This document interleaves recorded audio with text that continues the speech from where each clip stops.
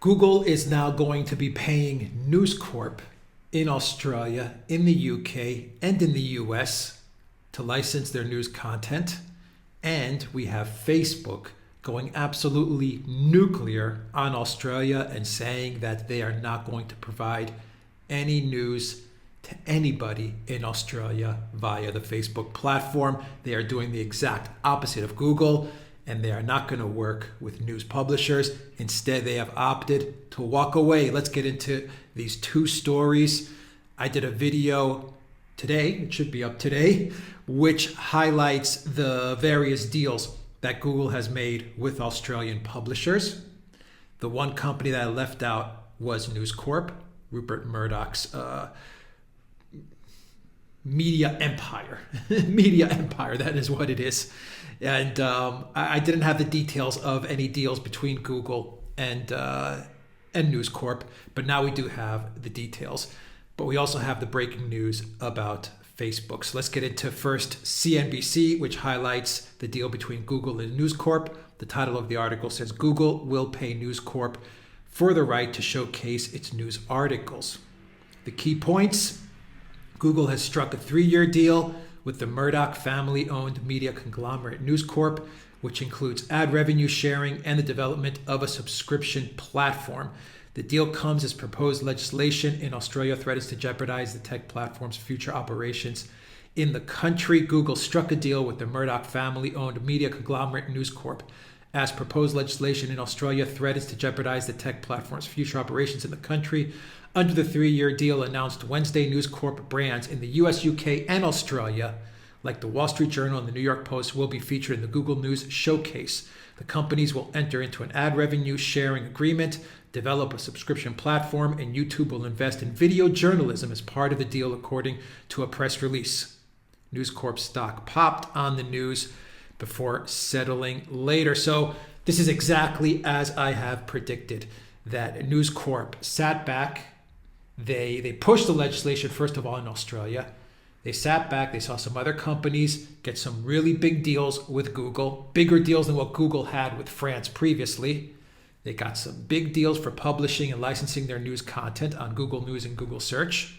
And then News Corp came in and they struck a very big deal with Google, which not only covers news, it covers, from what CNBC reports, it covers a subscription platform. It covers YouTube investment.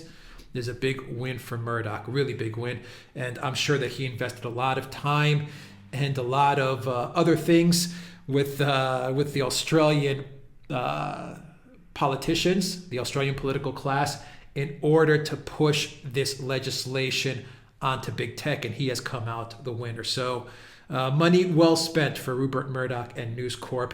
Not only in Australia, he also got the deals in the US and the UK, which also follows along with my prediction, which was that once Google settles with Australia, this is going to carry over to other countries. So now that you have News Corp striking deals with Google in the US and UK, expect other big news companies, conglomerates, news oligarchs, media tycoons to push for the same type of legislation as in Australia with their local market, with their country. So I think this is going to happen all across the world now. Google is going to have to start making deals with local news providers, local news publishers. And this is just the beginning. This is just the beginning. So a big win for News Corp. And I think in general, it's going to be a big win for very big media companies. So we jump now to Facebook. Now Facebook has decided to go the other way. And they said, we're not going to pay for anything. That's what they told the Australian government.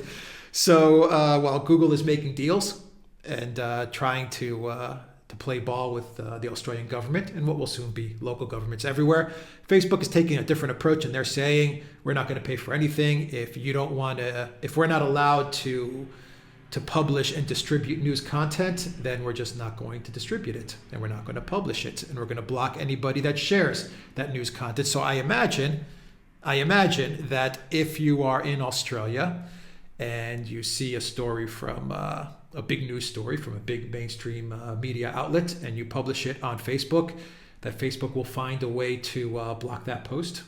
This is what I imagine it's going to look like. Maybe I'm wrong, but I think that Facebook is going to start blocking all kinds of mainstream media news distribution.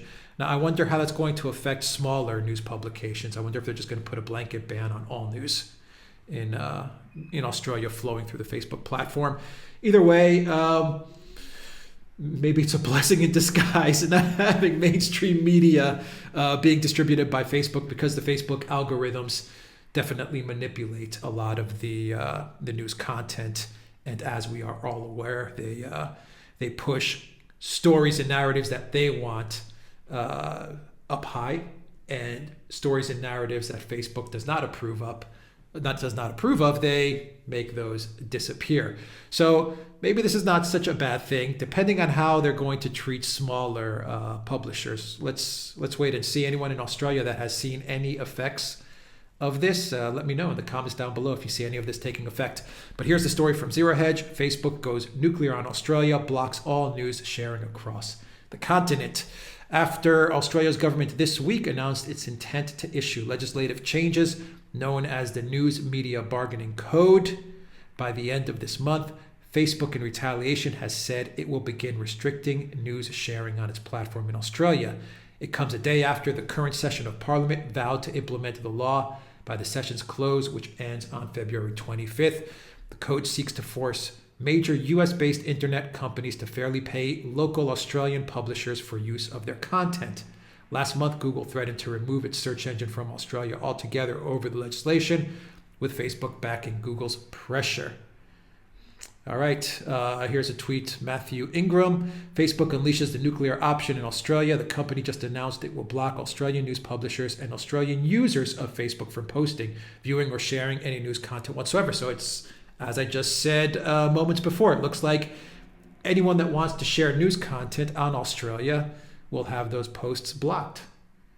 And once again, I wonder where Facebook draws the line. Like, what about bloggers, for example? If you have a blog, a small blog, and you put out some news, is Facebook going to block that? I don't know.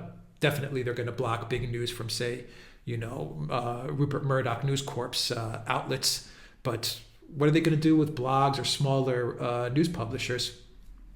It'll be interesting to see. NBC describes the new code as aiming to remove the digital giant's dominant bargaining positions by creating an arbitration panel with the power to make legally binding decisions on price. The panel would usually accept either the platform's or the publisher's best offer and only rarely set a price in between, the report describes.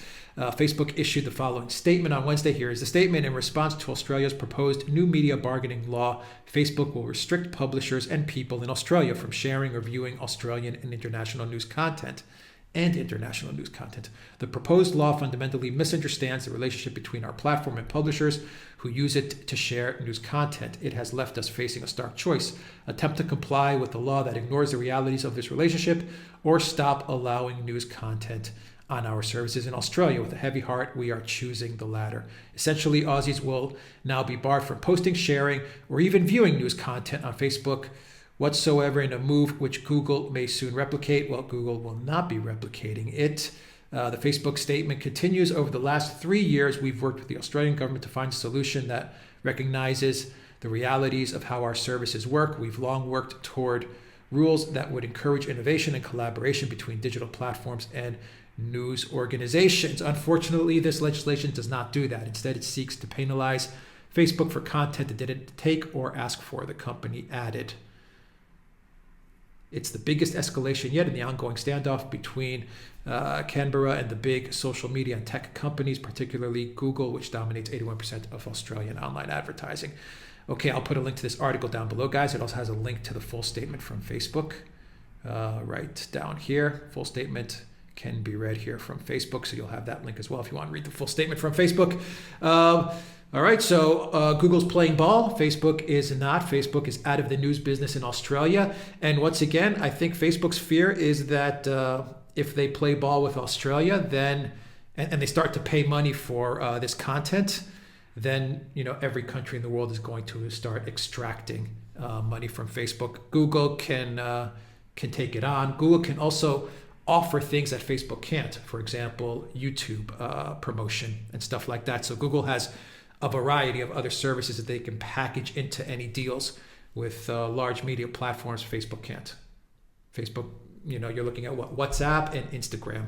So the most Facebook can do, if it does do any deals with publishers, is do something on the back of Instagram, which, okay, I don't think Instagram's a big vehicle for sharing news content. It just doesn't translate over too well on Instagram. But YouTube, okay, that's a huge platform for News Corp to strike a deal with. They get promotional stuff and sponsorship stuff on YouTube. So that's a big deal. So Google is obviously in a much stronger, a much healthier and better position to negotiate with Australia and probably every government on the planet going forward. Facebook is not. Facebook's a far weaker company than Google, and that's why they're not playing ball, and that's why they probably can't play ball. This would really crush their bottom line. And then you get into the fact that Facebook is saying that they didn't ask for this content. In other words, if somebody in Melbourne or Sydney decides to share an article from a News Corp website, Sky News or something, then Facebook is going to have to take that down. Facebook is saying, well, we didn't ask that user to share that news. So what are we at fault? That's Facebook's argument. What are we at fault if someone is sharing that news? But the interesting thing is that, once again, I really believe that if Twitter and Facebook didn't take the drastic measures that they took against U.S. President Trump, we may not be getting to this stage, because this is in essence a protective measure, yes, for the Australian government, but also for Australian publishers and media companies, large publishers and media companies. Facebook, if they weren't so manipulative, I don't think they'd be in this position. I really don't think they would be in this position if they weren't so manipulative. But you also got to remember that, once again, Facebook, they screw around with their algorithm, and they dick around with their algorithm, and they act as a publisher. If you're going to act like a publisher, then the Australian government is basically saying, if you're going to act like a publisher, then you should pay the other publishers from which you are obtaining your content. And so that's the basic message that I think is coming out from all of this. And it's an interesting message, and one that I think is going to carry over to other countries. Once again, if you want to act like a publisher, then we're going to make you pay fees for licensing content from other publishers. That is the essence of all of this. If Facebook and Twitter and Google's properties, if they had remained neutral and not biased and not so censorious, then I would be very, very curious to see if this type of legislation would pass. Just a thought. Anyway, guys, let me know what you think. Big news. Big news. The internet is changing once again. Thank you, Jack Dorsey of Twitter, because you banned an American president and you set all of this in motion. I know that this law was in the works before that, but I think it's just all been accelerated, and it's all come to pass because of the actions that big tech took on U.S. President Trump and on the entire Make America Great, America First movement. I think that's where all this is coming from. Everyone just got freaked out. Everyone got scared, and everyone saw the bias, the power, and the bias of big tech. And now everybody is taking actions. Uganda took actions. Russia's taking actions. Australia's taking actions. This is just gaining a ton of momentum. And every country, I think, is just going to start finding their own ways to insulate themselves from the power of big tech, whatever that may be. So there you have it, guys. Let me know what you think in the comments section down below. Go to the Duran shop, pick up some merch, maybe a cool hoodie, embroidered logo hoodie. Go to our main channel, The Duran. Look for Alexander's videos as well. All those links are in the description box down below. And PayPal, Patreon, Subscribe Star, and Bitcoin. Your donation helps out this channel because this channel has been completely demonetized. So your help helps me so I can continue to do videos. Take care.